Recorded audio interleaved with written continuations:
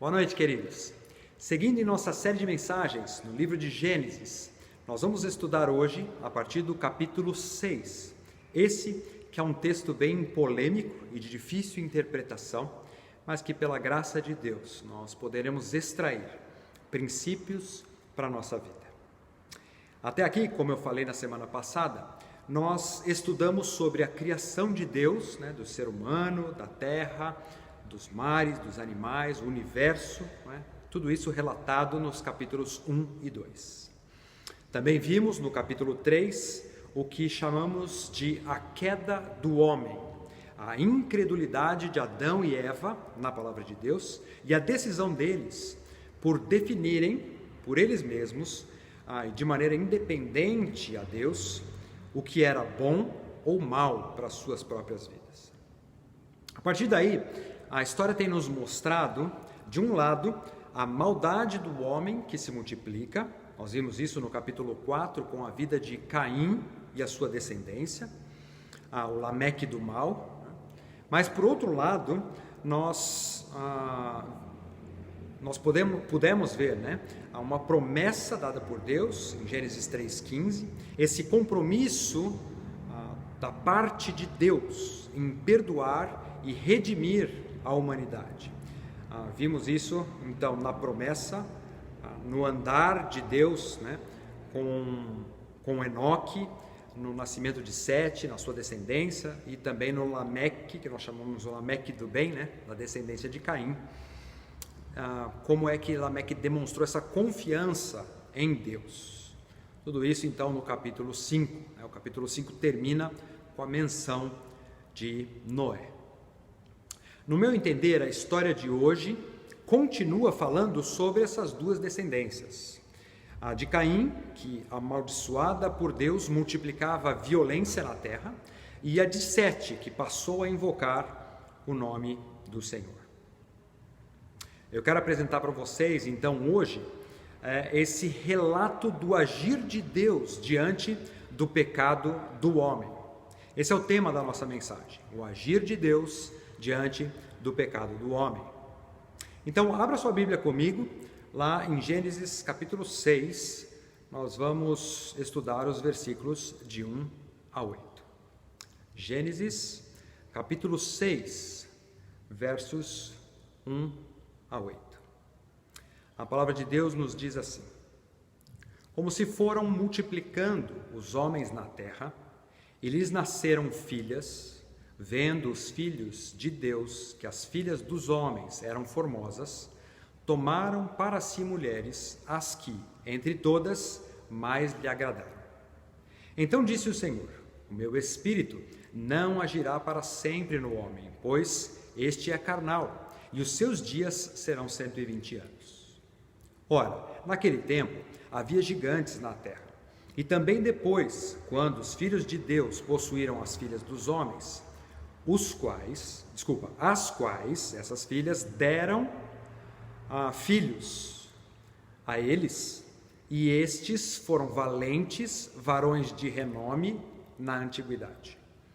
Verso 5: viu o Senhor que a maldade do homem se havia multiplicado na terra e que era continuamente mau todo o desígnio do seu coração. Então se arrependeu o Senhor de ter feito o homem na terra, e isso lhe pesou no coração. Disse o Senhor: farei desaparecer da face da terra o homem que criei, o homem e o animal, os répteis e as aves dos céus, porque me arrependo de os haver feito. Verso 8: porém Noé achou graça diante do Senhor. Vamos orar. Pai querido, nos colocamos mais uma vez diante do Senhor, diante da Tua palavra, para aprendermos de Ti. Senhor, eu te peço para que nesta noite o Senhor possa usar a minha vida para transmitir a Tua orientação para o Teu povo. Quero te pedir, Senhor, por cada um que está me ouvindo neste momento, que o Teu Santo Espírito trabalhe nos corações, que o Teu Santo Espírito nos dê a todos mentes atentas às Tuas verdades, e que Ele também aplique em nossas vidas, para que a partir da Tua palavra nós possamos ter vidas transformadas. Essa é a minha oração no nome de Jesus. Amém. Queridos, na semana passada, não sei se vocês se lembram, né, o meu primeiro ponto falava da bênção de Deus para o homem, né, na possibilidade de Eva ter tido Sete e também uma descendência.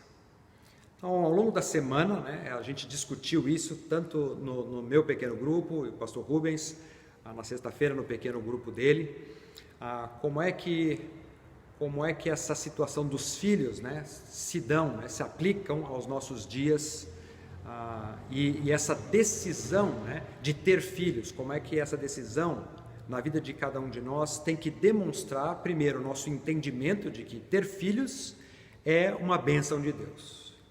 E, em segundo lugar, avaliarmos a nossa motivação, né, a motivação correta para tê-los ou para deixar de tê-los. Isso vai definir quando tê-los e quantos filhos ter, né? No texto de hoje, logo no primeiro versículo, nós vamos nos deparar novamente com essa questão. Dá uma olhada comigo, no seu versículo 1 diz assim: como se foram multiplicando os homens na terra, e lhes nasceram filhas. Então, o problema que nós vemos aqui é que quando nós chegamos lá no versículo 5, nós lemos: viu o Senhor que a maldade do homem se havia multiplicado na terra. Então, o que está acontecendo aqui, né? Sem muita análise, nós conseguimos tirar uma primeira lição dessa primeira palavra, a multiplicação dos homens na terra. Não é? E a lição é, né, que apesar de filhos serem uma bênção de Deus, é possível tê-los, mas ao invés de multiplicarmos a imagem e a glória de Deus na terra, é possível que eles multipliquem a maldade na terra.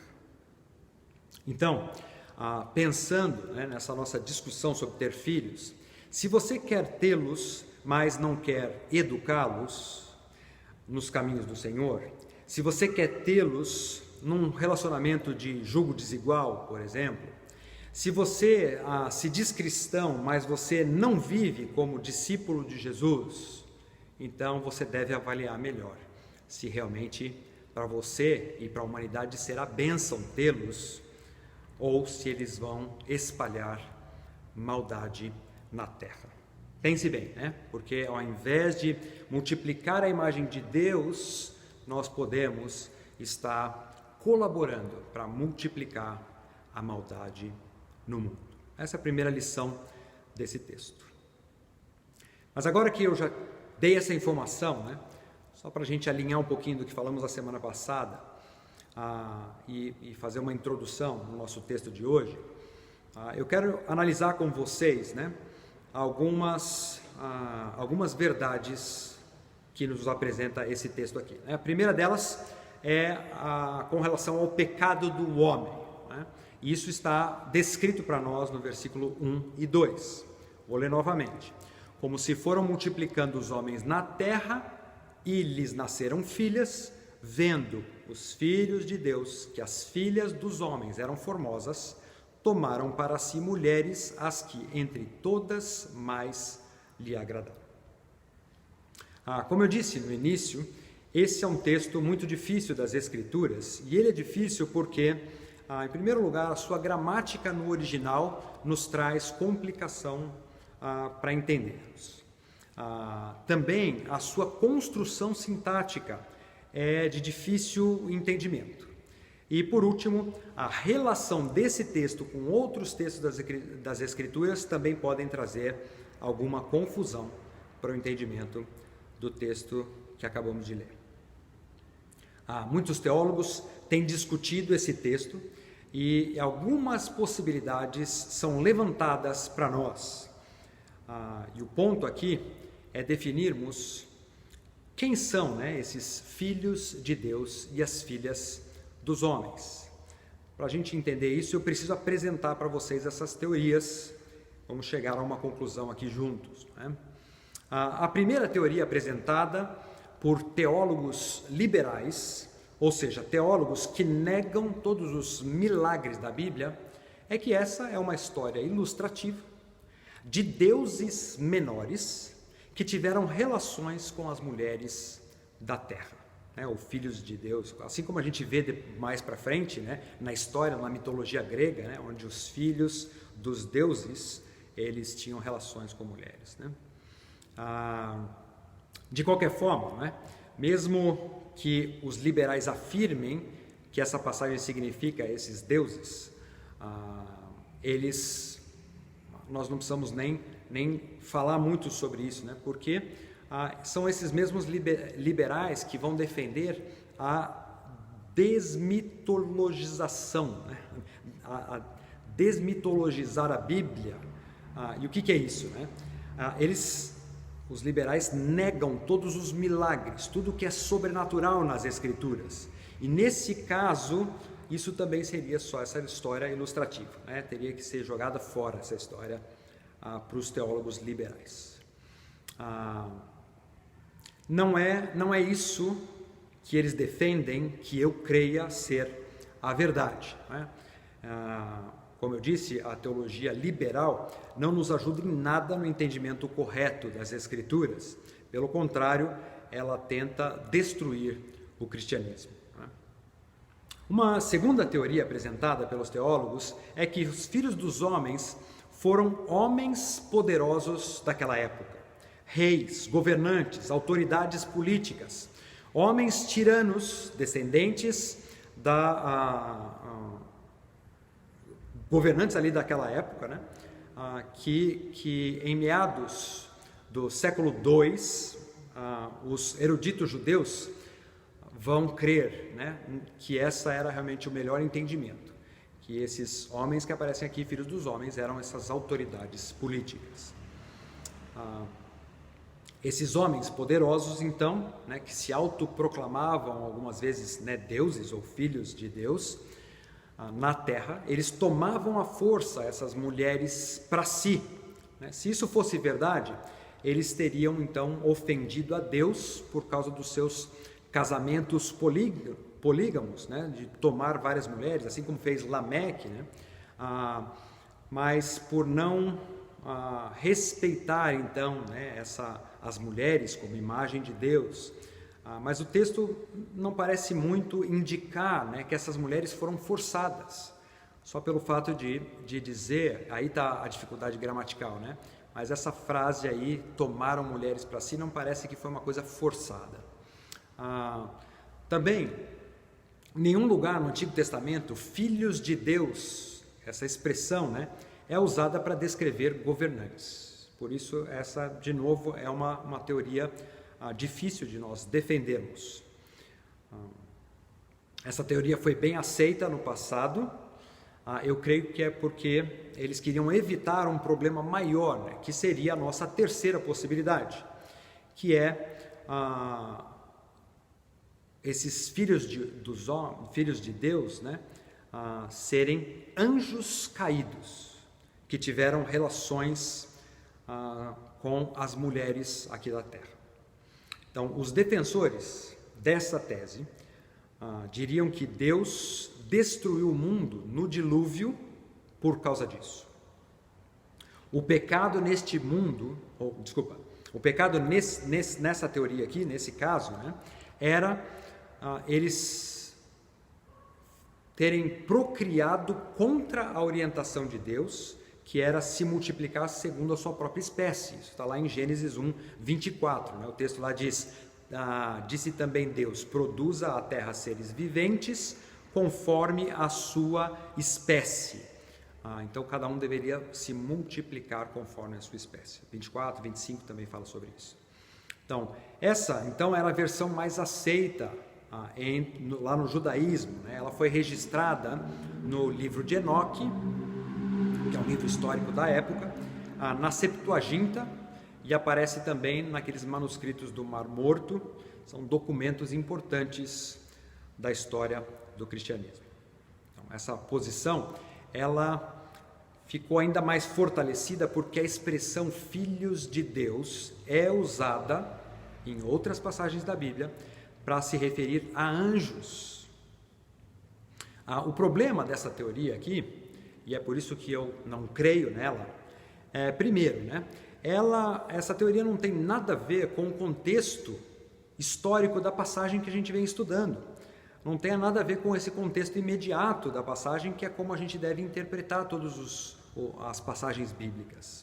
Até aqui, a Bíblia não vinha falando nada a respeito de deuses, nem de governadores, nem de anjos. Um segundo ponto que é um problema, né, nessa interpretação de serem anjos, é o fato de que Deus aqui, ele proclama uma punição para o homem, mas nós não temos nenhum relato de punição nem para deuses e nem para anjos, supostos anjos. Não é? Como é que seria isso então, Deus punindo só uma parte, né, dos envolvidos? Por fim, então, nós temos a última possibilidade, que é a possibilidade que eu creio que esse texto está nos ensinando.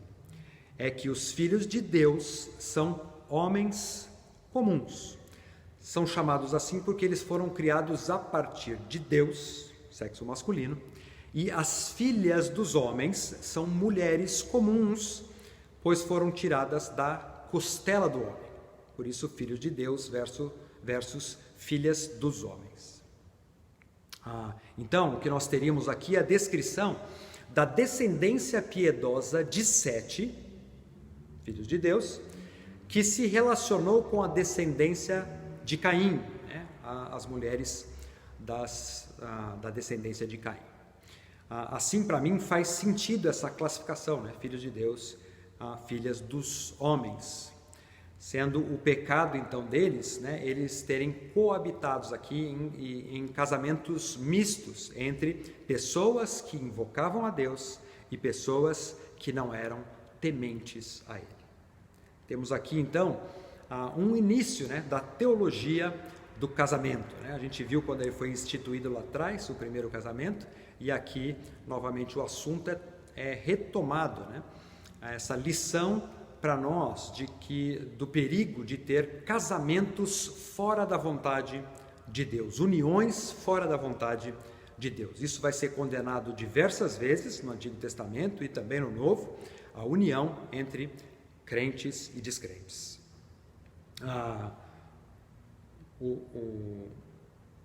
Uma outra informação é que crentes no Novo Testamento também são chamados de filhos de Deus.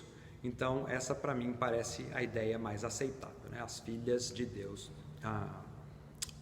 filhos de Deus, como esses que eram da descendência de Sete. Lembra que o texto vem falando exatamente sobre isso, né? A genealogia de Caim, em Gênesis 4:17, e a de Sete, em Gênesis 5. Uma genealogia, né, de Sete que só vai acabar com a morte de Noé. Então, nós estamos aí no meio dessa genealogia ainda, né?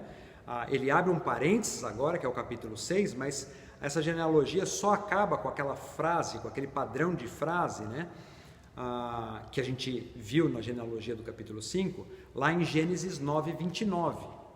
Lá nós vamos ler assim: todos os dias de Noé foram 950 anos e morreu. O mesmo padrão repetido por todo o capítulo 5. Então, o contexto imediato dessa passagem não fala de anjos, não fala de governantes, mas fala de uma descendência piedosa em contraposição a uma descendência distante de Deus. Também, no versículo 5, o texto aponta para a maldade do homem que se multiplicou na terra e um castigo sobre o homem e não sobre governantes e os anjos, como eu havia mencionado.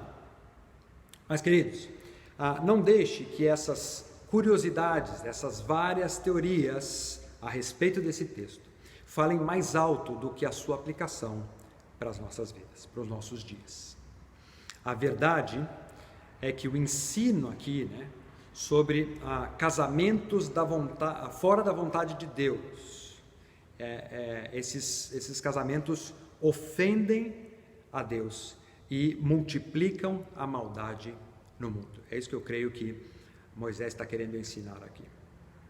Por isso, jovens, cuidado, né? Sejam sábios na hora de escolher os seus cônjuges.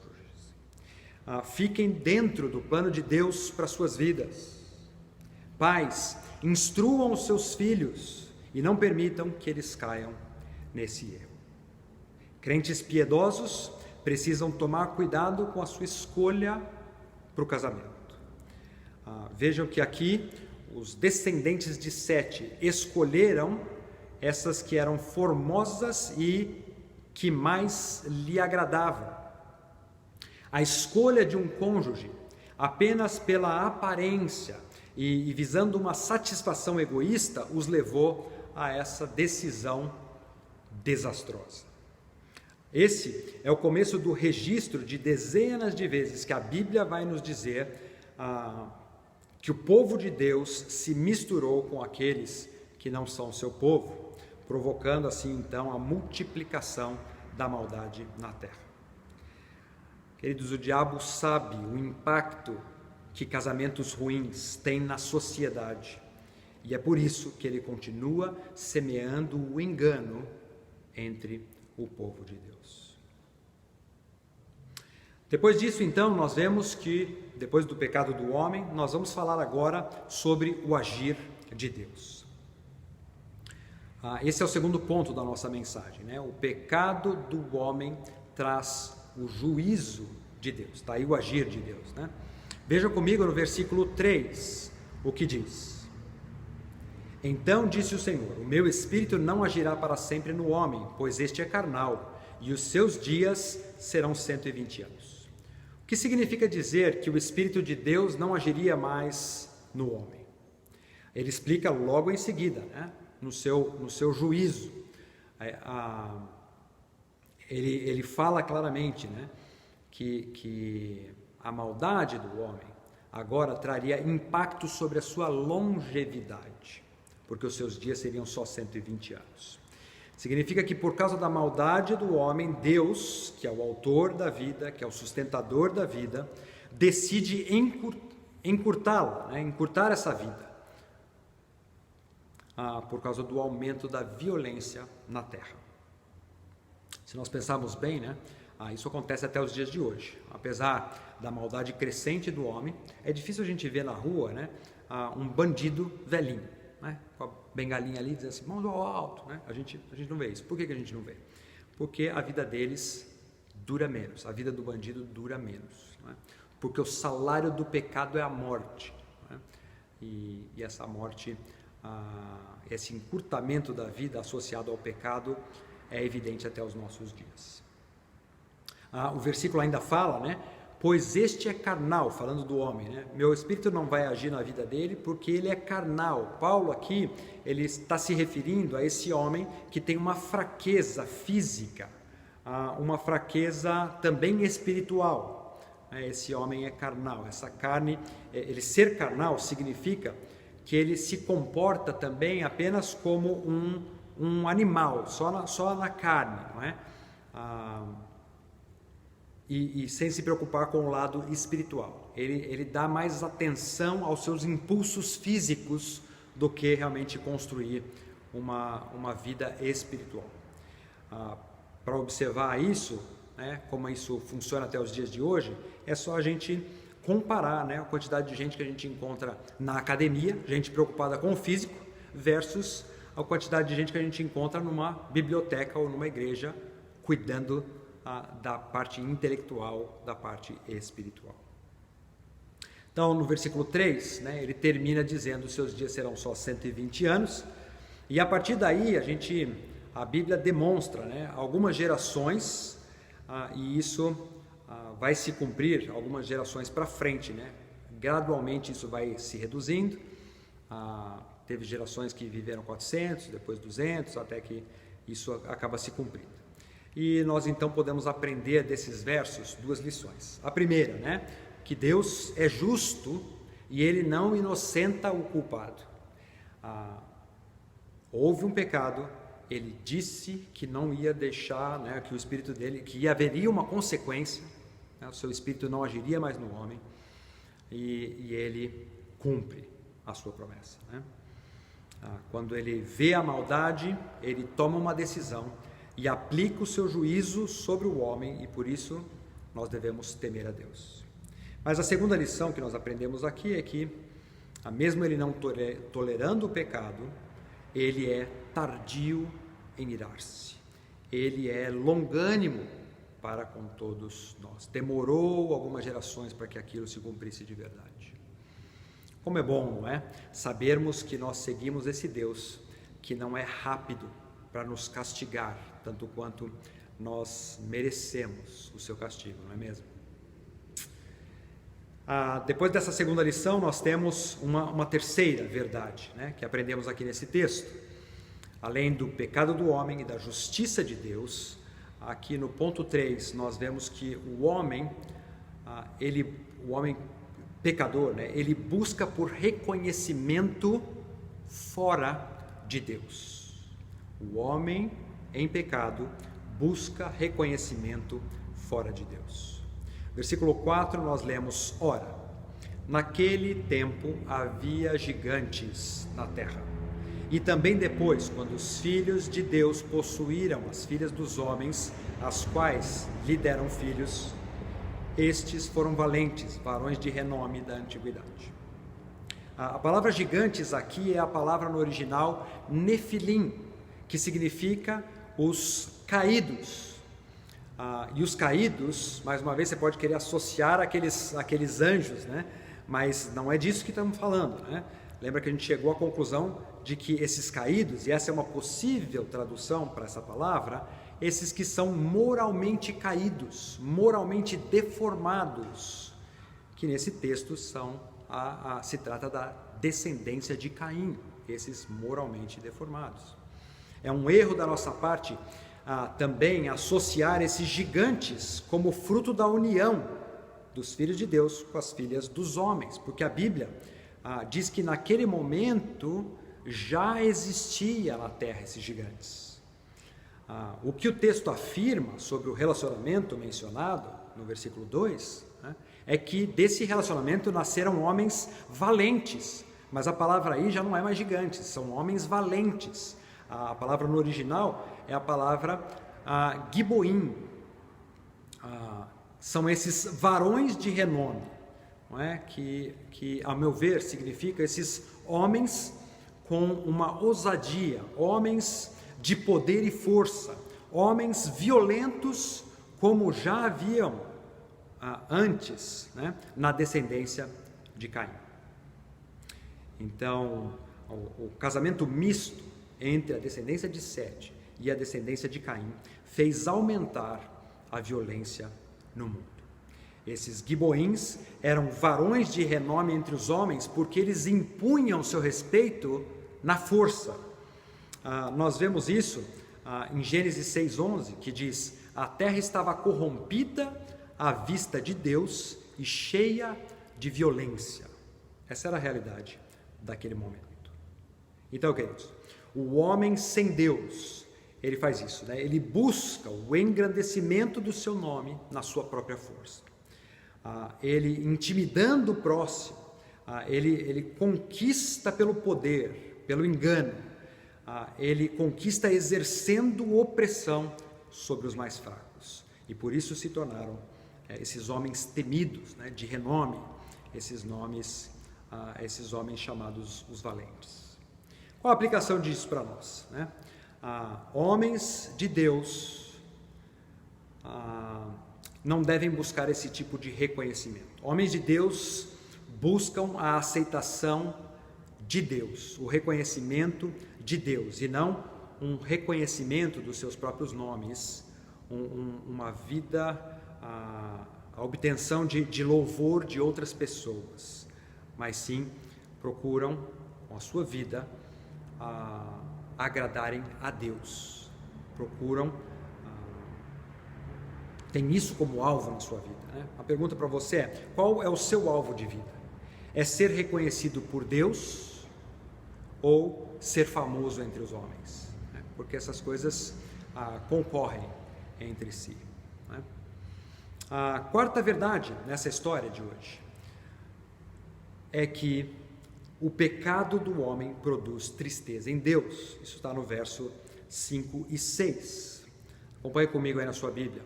Verso 5 diz: viu o Senhor que a maldade do homem havia se multiplicado na terra e que era continuamente mau todo o desígnio do seu coração. E então se arrependeu ou se entristeceu o Senhor de ter feito o homem na terra, e isso lhe pesou no coração. Apesar da sociedade respeitar os valentes da época, o versículo seguinte já diz que Deus reconhece a maldade do homem se multiplicando. Está vendo que são dois pontos de vista diferentes, né? Enquanto a humanidade está reconhecendo esses varões, esses homens valentes, Deus está dizendo assim: a maldade está se multiplicando no meio deles, né? E com isso eu me entristeço. A punição de Deus, nesse caso, né, a gente vê que a punição de Deus não ajudou a transformar o homem. E às vezes realmente isso acontece, né? A justiça de Deus vem apenas para deixar evidente a sua santidade, mas ela não provoca o arrependimento nas pessoas, mas sim a condenação. Entenderam o que eu disse? Às vezes a mão de Deus pesa sobre os homens, e isso não traz mudança de vida, mas traz condenação para esses homens. A gente vê isso de maneira muito clara, por exemplo, na vida de Faraó. Tantas vezes ele sofreu, a mão de Deus pesava em todas as pragas, mas ainda assim ele manteve o seu coração endurecido. O homem vive maquinando o mal, e isso acontece até hoje. Você é uma dessas pessoas que vivem maquinando o mal? Se você é assim, né? Se você talvez nunca tenha, se você nunca entregou sua vida para Jesus, a Bíblia diz que você vai enfrentar um dia a justiça de Deus. Talvez você, olhando para a sua própria vida, você não se veja como alguém que entristece a Deus, mas isso não significa muita coisa, porque o apóstolo Paulo vai dizer que somente Deus pode julgar de maneira correta a nossa vida. Nós temos a tendência de sermos muito complacentes conosco mesmo, né? Perdoadores conosco mesmo. Mas Paulo, em 1 Coríntios, capítulo 4, versos 1 a 4, nos fala sobre isso. Paulo vai dizer assim: assim, pois, importa que os homens nos considerem como ministro de Cristo e despenseiros dos mistérios de Deus. Então, Paulo está só fazendo uma referência ao seu trabalho, mas ele vai falar sobre julgar, né? Sobre avaliar a vida. Versículo 2 ele fala: ora, além disso, o que se requer dos dispenseiros, dos administradores dos mistérios de Deus, é que cada um seja encontrado fiel. E agora vem, verso 3. Todavia a mim, Paulo diz, muito pouco se me dá de ser julgado por vós. Ou seja, o que ele está dizendo? Eu pouco me importo pelo que vocês pensam a meu respeito. Ou por tribunal humano, ou por qualquer tipo de humano, tá certo? Nem eu tampouco julgo a mim mesmo, né, a opinião que eu tenho a respeito de mim mesmo.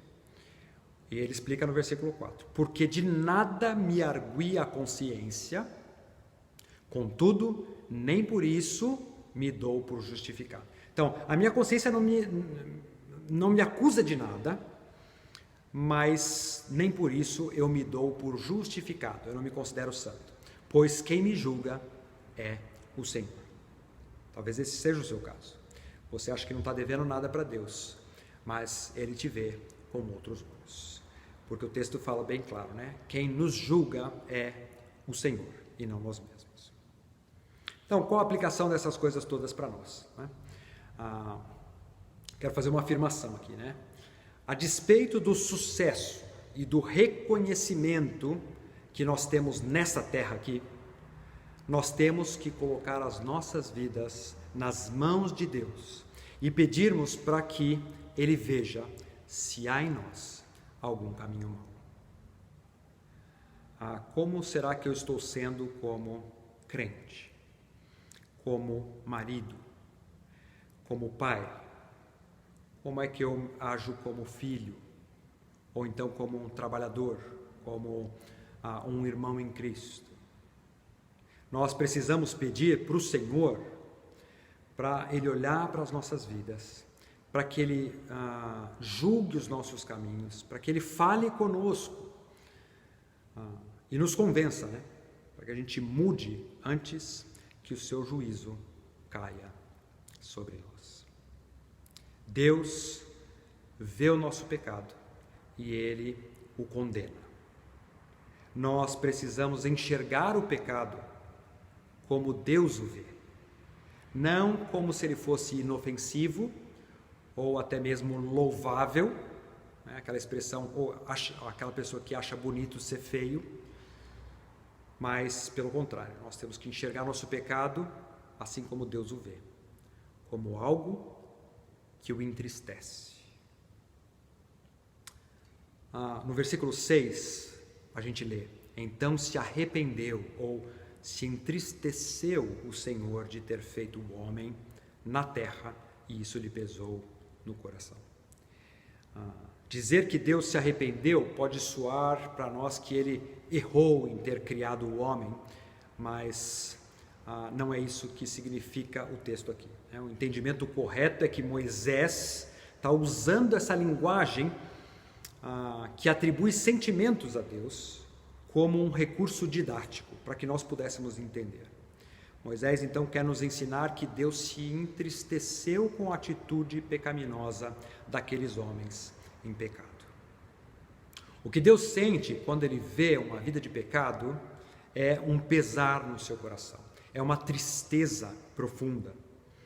Ele é como um pai que, quando vê os seus filhos praticando o mal, ele se sente desonrado, mas também triste, porque ele conhece as consequências dos maus atos dos seus filhos.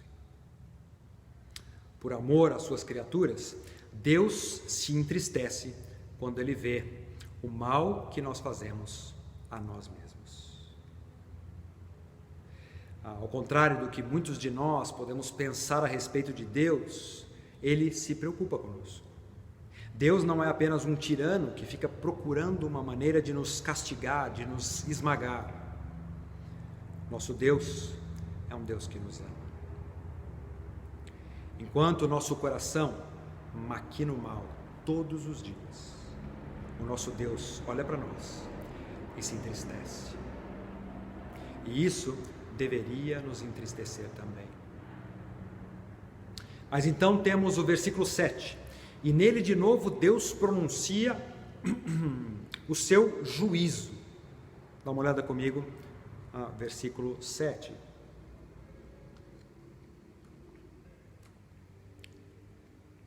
Disse o Senhor: farei desaparecer da face da terra o homem que criei, o homem e o animal, os répteis e as aves dos céus, porque me arrependo de os haver feito. O Senhor não apenas se entristece com o mal, Ele logo em seguida age.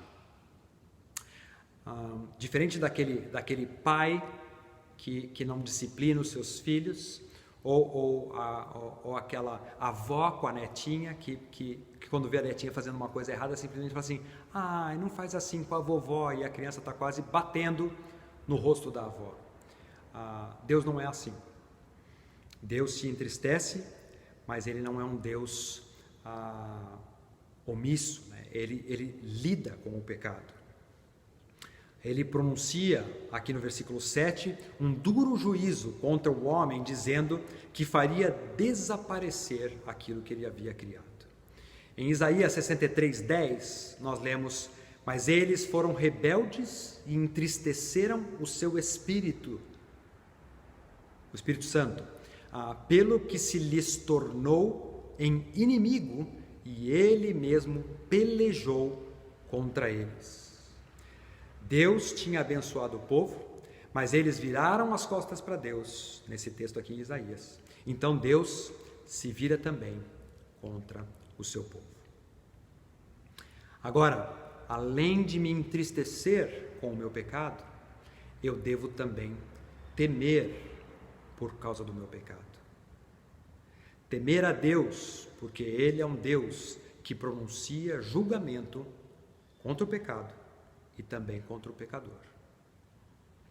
E por fim, no versículo 8, a quinta verdade do texto: servimos a um Deus gracioso. O versículo 8, né? Gênesis 6:8, diz assim: porém Noé achou graça diante do Senhor. Até aqui nós vimos o pecado do homem, o juízo e a tristeza de Deus, mas o texto termina falando sobre a graça do nosso Senhor. Noé aqui é apontado como aquele que é visto como alguém diferente. Queridos, nós cristãos deveríamos ser vistos assim também. Em meio a uma sociedade onde cresce a corrupção, onde a maldade do homem se multiplica, que bom será se nós pudermos ouvir que somos diferentes. Tanto de uma maneira geral, dizendo, porém, os cristãos são diferentes. Seria bom. Mas eu quero deixar isso aqui um pouco mais pessoal. Eu creio que cada um de nós precisa colocar o nosso nome aqui no lugar do nome de Noé. A maldade no mundo se multiplica, porém, o Christian, o Rubens, o Rodrigo, a Maria, estes acharam graça diante de Deus. No versículo 9, nós vamos ver que Noé andava com Deus, mas aqui a ênfase é colocada sobre a graça. Esse favor imerecido que nós temos da parte do nosso Deus. Noé foi alguém aprovado por Deus. E você? O que Deus vê em você? Noé teve privilégios da parte de Deus, mas e você? Nós também já não experimentamos privilégios vindos da parte de Deus? Em Êxodo, e eu vou terminar com esse texto, né? Êxodo capítulo 33, versos 13 e 14, nós vemos esse relacionamento de Moisés com Deus.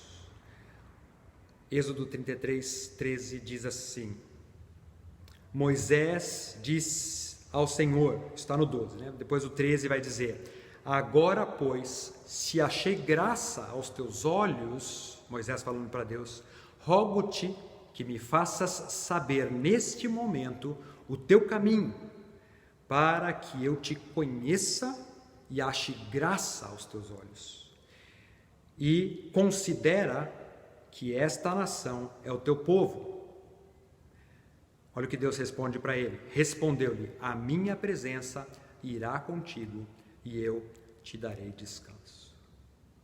O homem que acha graça diante de Deus é aquele que recebe de Deus instrução de como caminhar e também tem nele a capacitação para fazer essa caminhada. Deus estará com ele, a presença de Deus está na sua vida. Queridos, a vida de Noé foi assim. Que essa também seja uma verdade na minha vida e na sua vida. Amém? Vamos orar mais uma vez. Pai querido, nós te louvamos pela tua palavra, te louvamos pelo ensino desse texto e agradecemos, Senhor, porque embora o homem seja pecador, o Senhor não é um Deus que nos abandonou. O Senhor é um Deus que age. O Senhor é um Deus que se entristece com o nosso pecado, mas é um Deus também que profere o seu juízo, que trata o pecado como deve ser tratado. É um Deus que estende a sua graça para que nós possamos viver dentro dos seus planos. Por isso, Senhor, te peço para que essa palavra transforme a nossa maneira de pensar e agir. E peço isso para que o seu nome seja glorificado através das nossas vidas aqui na terra. É a minha oração, no nome de Jesus. Amém.